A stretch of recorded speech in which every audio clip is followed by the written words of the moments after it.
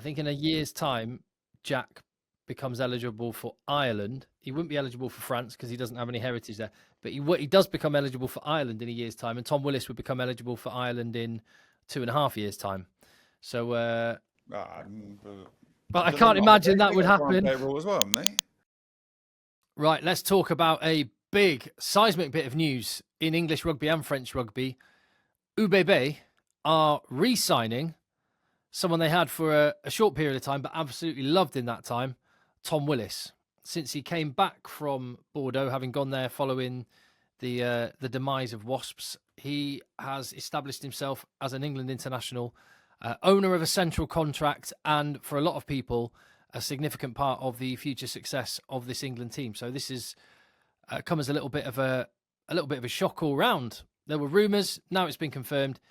Tom Willis will be going to Bordeaux. Now, the perfect man alongside us to have a chat is Joe Worsley, who, just like Tom Willis, had from boy to man, loved Wasps, and even though he wasn't playing, every bit as disappointed to see what happened to it happen, and someone who knows a lot about Bordeaux, just like Tom Willis does. So, hi, firstly, Joe Worsley.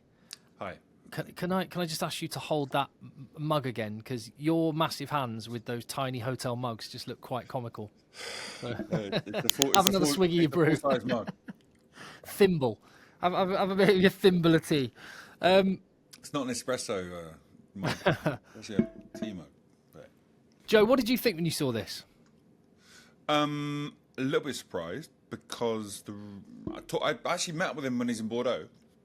I was spending a bit of time there. He'd come over, gone back to visit some mates. So we had a coffee together, just talking about his experience. He was loving it. He was loving it. He was loving playing for a team that was playing incredible rugby. He was loving the atmosphere. He was loving the incredible packed stands and the whole ambience around French rugby. And he was shocked and surprised because he didn't expect it. Didn't really have an idea what he's getting into before he went. Jack had just gone as well. But he was adamant about playing for England, hadn't really done it at that point in time, and he knew he had to get back to get picked, and he knew he had a contract at Sarries coming his way. So he was pretty clear about that. But you can see, it's a massive decision. It's the first kind of out-and-out guy who's involved in the England squad, central contract type player, who's going to say, no, I'm going to France. And it's not all about money, though, I don't think, for him. It's not all about money. It's just you get guaranteed a certain level there. You can take care of your family. There are a lot of reasons for him doing it. It's not just all about money. Listen, I'm sure leaving Sarries would be a heartache. I think he's enjoyed his time there. He's come on. He's developed. But Bordeaux also really want him. They loved him when he came over. They had Tatafu at the time, who's now gone. They're really lacking his kind of a player like him, who does loads of actions, carries well, physical, smashes things. They're desperate for players like him. So they've pushed out the boat a bit, got him back over. So it's pretty incredible. Yeah, it's a seismic moment in terms of players deciding to go or stay or play for England, or do I take the risk? If I don't get picked, then I'm going to get the same amount of money if I had been picked in France. If I go now, I get this. A lot of big decisions for players that are starting now. When you think about the profile of a lot of the players that make that move to France, you've got guys like Owen Farrell, who obviously has come back, but Manu Tuolangi's still there. Courtney Laws. You've got guys that are top level players, but in the twilight of their career. You've also got a bunch of those players who are maybe just below the first choice pecking order. So guys like, Kyle Sinclair would have been around the England squad, but was probably, second, third cab off the rank. Yeah, Ribbons the same. Yeah. Ribbons, Ludlam. A lot of these kind of guys, those tend to be Hugos. That's what's so surprising about this one is Tom Willis has 8 caps for England, but in those 8 caps, he's earned a central contract, which there's only 17 of these have been dished out, 150k. That's a show of that's a sort of show of trust and faith in Tom Willis as a big part of the future, and he's 26 years of age, so he's only just getting going, and by the time he leaves, it's going to be 1 year until a Rugby World Cup. Huge. Yeah, but it's a big play, but I think he enjoyed his time there. He developed. It's fascinating, isn't it? It's fascinating because he won't get picked for England. He'll just be playing for UBB. Living in Bordeaux, playing in Bordeaux, it's going to be a real change. It's interesting. I mean, listen, we'd love to have a chat with him about it. See if he's prepared to talk about it or not. But it is a big moment. The first kind of player to do it, who is in the mix, like you talked about. But one reason I think also he went is because he's experienced it. He's one of the England central contract players, but no, I don't think anyone else has played in France out of that group, right? No. So they've not experienced it. Now for them, it's this foreign thing they've not experienced or touched. I remember talking to him about he didn't expect how good French rugby would be when he went. He didn't expect to get hooked by the passion that everyone has around the town and the cities for the rugby. He didn't expect every time he goes away it's going to be this incredible battle against yet another different kind of team who play a different style, got different kind of players, different culture. He was really taken with that. And I think that experience is one of the reasons he's probably gone back, because it's an incredible challenge that he's excited about doing. If he was just an England player, maybe without that experience of French rugby that he's already had, maybe that decision wouldn't have been the same. Yeah, I think that but in fact, I'm trying to remember back to our conversation with Jack Willis out in Toulouse. And I'm pretty sure he said something almost along those lines. France was not on his radar at all. He'd grown up playing for Wasps. He was with a bunch of mates that he'd come through into the first team with, and he was really, really happy. So I think you're absolutely right. He wouldn't have considered it. So I think when everything happened at Wasps, things were a little bit crazy in England at the time. And then I said to my agent, look, have a little sort of scout out of France. And then when I heard Toulouse were interested, I couldn't really believe it, to be honest with you. I was thinking, well, have they got it right? Are they sure they know it's me? And I think when a club like Toulouse, with the history in the European Cup and their ambition year on year to win trophies, is something that I've always admired. And yeah, having the opportunity to started off with a Zoom call and it went pretty well. And now to be here, it feels a little bit surreal. Parking the kind of England thing for a second, just can you get across to anyone that might be scratching their head and going, I don't get it, a year out from a World Cup, why can't you just wait a year? What is it about the week to week of that club and that league that would be enough of a draw to pull him away from the potential World Cup? Every game's exciting. Every game's just a massive event, especially at club like UBB, where the crowds will follow you as well because of the nature of how they play. And every home game, you got 34,000 people screaming for you. So it's just a massive event all the time, and it's always on the up. They're really well run. Yannick Brew's got a brilliant way of running the team, very relaxed yet focused. So he's going back into an environment where he's part of this, again, the top 14 bubble. The reason commercially it's so viable is because we see the passion, we love it. The people in France see the passion, they love it. The rugby on the pitch has gone like that in the last 10, 15 years. And it's just an incredible product. Now, the issue is a lot of people in England haven't really seen that. Most haven't experienced it.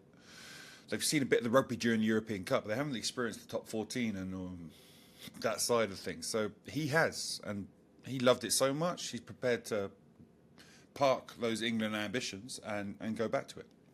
So what I understand is very much as you sort of said earlier, and I can't confirm this, and Tom Willis, if he wishes to talk about it in the future, we'd be only too happy to have him on FR UK to talk about it. But what I understand is there were lots of clubs that wanted to offer him a contract to stay in England, and so it wasn't a financially motivated decision. So I'm trying to sort of speculate what those reasons might be, aside from the rugby. Him and Jack are like particularly tight, aren't they? Yeah, I think they are almost Siamese twins, huh? They're very, very, very tight family. So it's admirable. They're still 2 hours apart from Toulouse to Bordeaux, but they'll be playing against each other, which I think they loved. They had a little play fight during the last game they played, Toulouse v Bordeaux, and the touch judge came on to try and separate them, and then one of them turned around and goes, "It's okay, it's my brother." It was quite funny in English to the guys. The guys are, what you're about? How good is that going to be? Like the Bordeaux Toulouse with those two in the back. I mean, that's for English rugby. That's as disappointed as I am that neither of them will be able to play for England. That's just awesome. That will be fun to watch, won't it? But really, UBB need him. They need him badly. Also, like you know what that part of the world that Tom Willis will be living in, playing at Saracens. I also wonder, and you also know what it's like to live in France. I wonder if at the age of 26, when you want to start growing roots, he's got his long-term girlfriend. Rugby players tend to have kids younger because they're earning money younger. Yeah. I just wonder if that. I wonder if that might be part of it as well. I don't think he's living in Brent Cross, but he's Harpenden and St Albans are lovely parts of the world as well. It's just Bordeaux. You got this amazing city, food, wine, weather is really good. Apart from 2 months a year where you're always going to have sun at least once a week anyway, and then their beach is 45 minutes away. Incredible beaches, 45 minutes away. With oysters and oyster farmers, wine, oysters on the beach, and then you got skiing a couple of hours away as well. So it's kind of not that's an option for him, but yeah, it's an amazing city. I'm sure many people watching this have been there on holiday. They go there because it's awesome. So that could be a reason as well. He might have loved his life there so much. He likes his food, so maybe he wants to go back.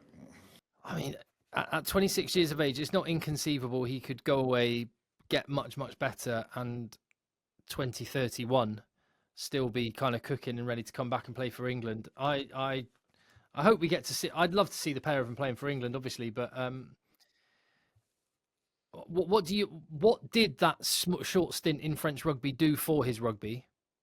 From what you saw, and where could it take his rugby? I don't think he developed as much as Jack, because Jack went into the most extreme of French environments where the Toulouse way is a phrase and a way they play, and they've not changed it for over half a century because it's so successful, and it's just they're fundamentalist about it. Bordeaux are different. They have an incredible attacking philosophy, and they've finally settled on a team that the DNA is attack. We're going to attack and score the points in the opposition. Urios tried to change that to something else, and it's their spirit that they have. But you still need physicality, and he's going to bring that to the team. Now, he developed, I remember him sending a text saying he'd done a round-the-back pass. He picked up the ball from a scrum, and he'd thrown it round the back like a shistera, in English, a gidley, and out the back of his hand to the 10. And he sent me a text with that saying, jouer. That was like the first time he'd gone over. And jouer is a good word, because in England, jouer means sod it. Let's do something at high risk. But in France, jouer means it's on, let's do it. It's create something new. We ain't planned this. This is on though. This offload's on, or this particular play is on. Let's do it. That's the difference. And I guess maybe after a few months, he's beginning to get it.